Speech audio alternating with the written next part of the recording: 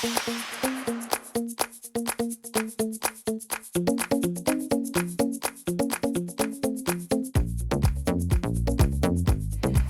and welcome to today's video, which is in fact a part 2 of Spring 2017 makeup trends. This one excites me so. Why, you ask? Well, it really plays into one of my favorite makeup looks of all time. It is smoked and smudged. Yes, the smoky look is in big time for 2017.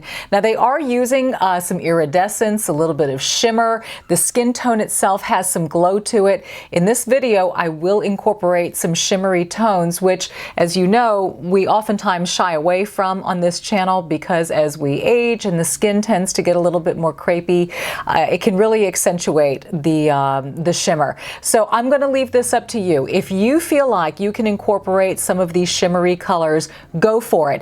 If not, the easiest thing to do is just substitute with what you have. So if I'm using a shimmery brown, you can use a matte brown and just go to complete solids throughout this tutorial. Or you can even do a little combination thereof, and I'll show you how to do that as we move forward. I'm literally starting from scratch. We're going to go from foundation on, and let's get moving. Okay, so first up, we're starting with foundation, and I'm going to combine two products to incorporate a little bit more of the glow.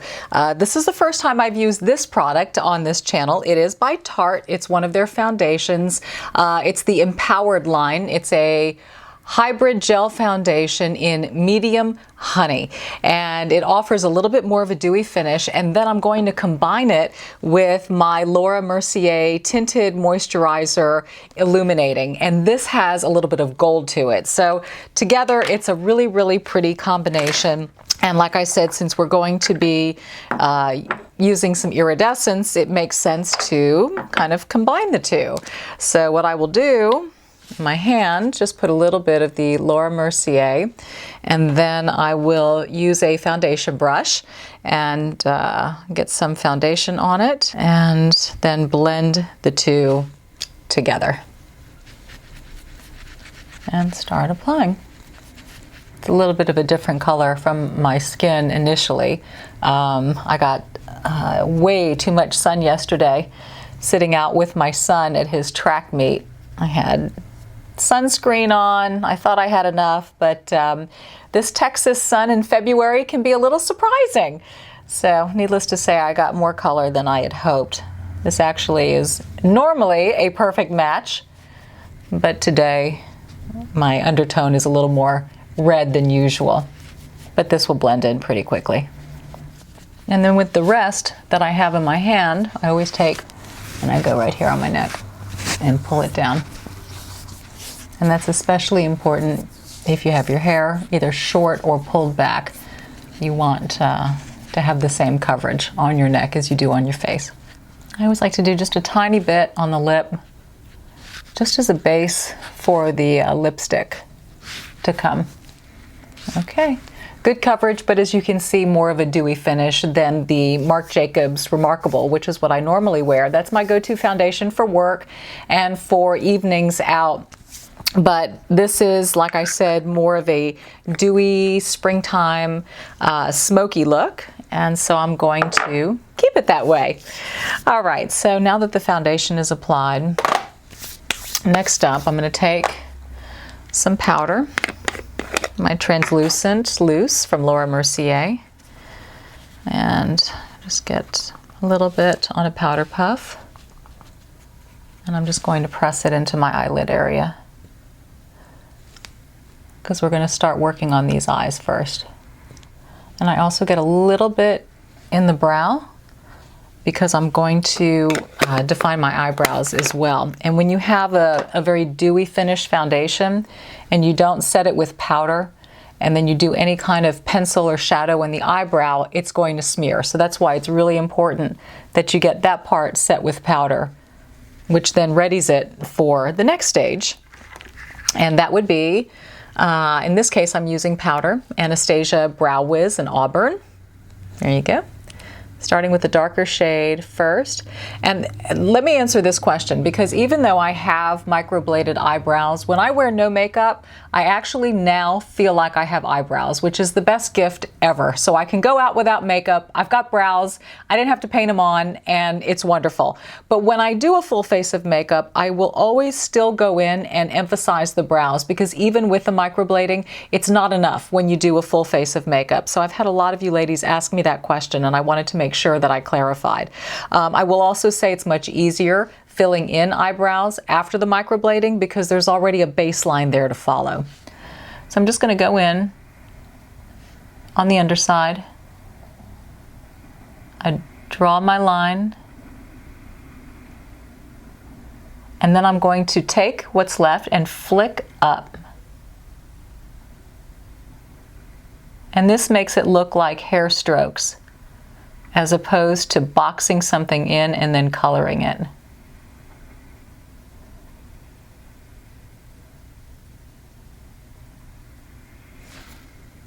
Now I take a little bit of the lighter color and I keep filling in an upward motion.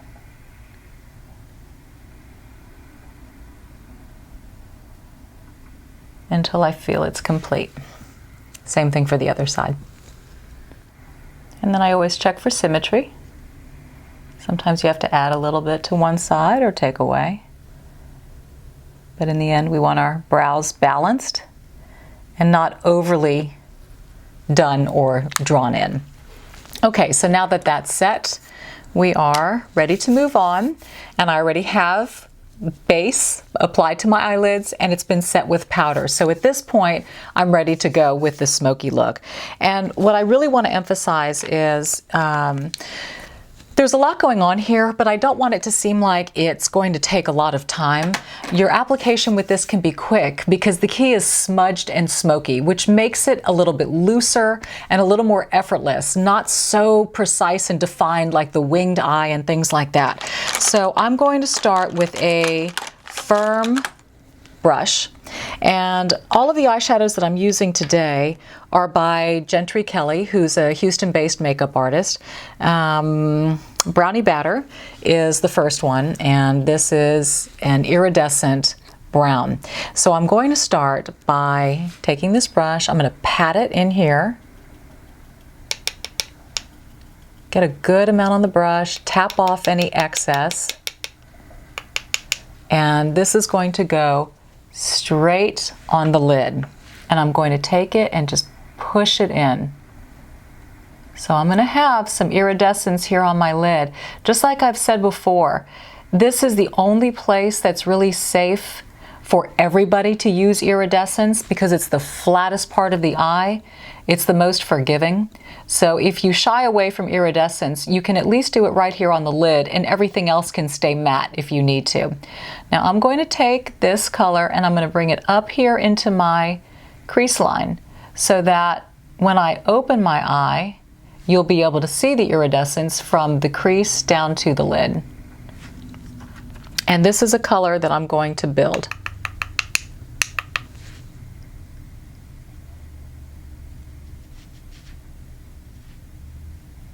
Now you may have noticed I have not applied concealer yet, and I saved that for the very end because when you're applying colors like this, it can get messy under the eye, so I like to save the concealer for last to be able to clean up any debris that's fallen below.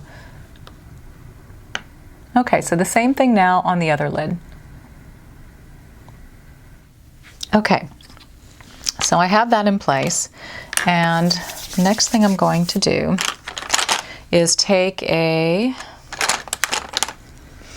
more of a rounded brush here, and I'm going to use this color, kind of a medium brownish tone, and I'm going to now sweep it here on the inside and across the top in a very light circular motion. First sort of sweeping here, a little bit inside.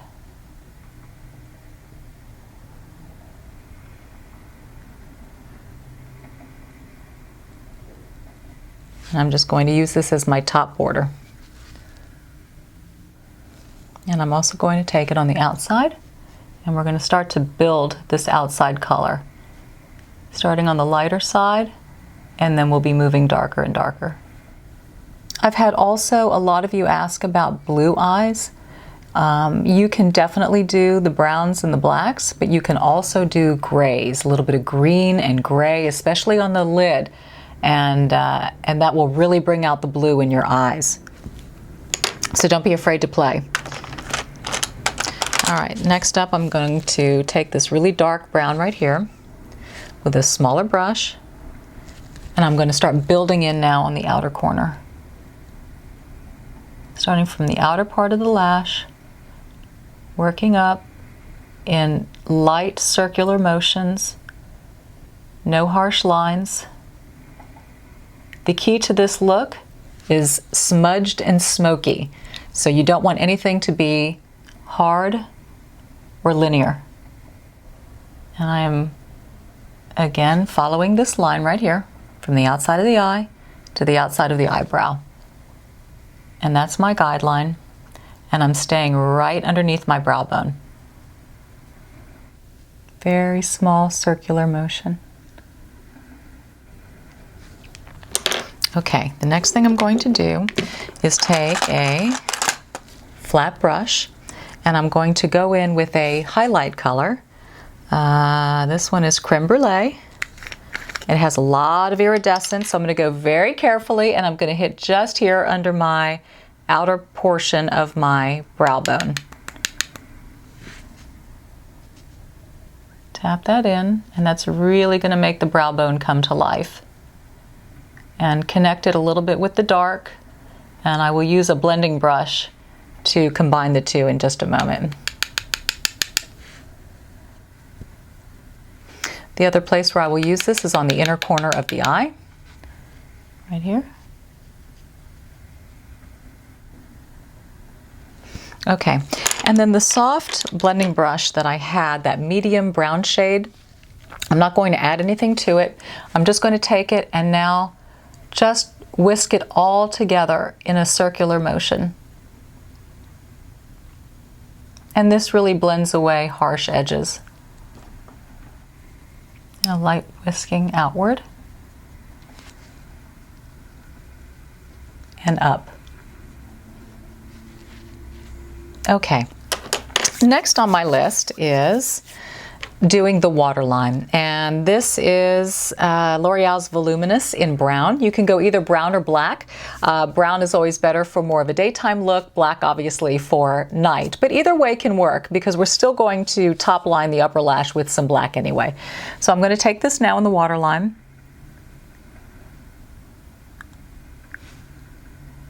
Go under the upper lash line and into the lower. And that gives a nice smoky rim.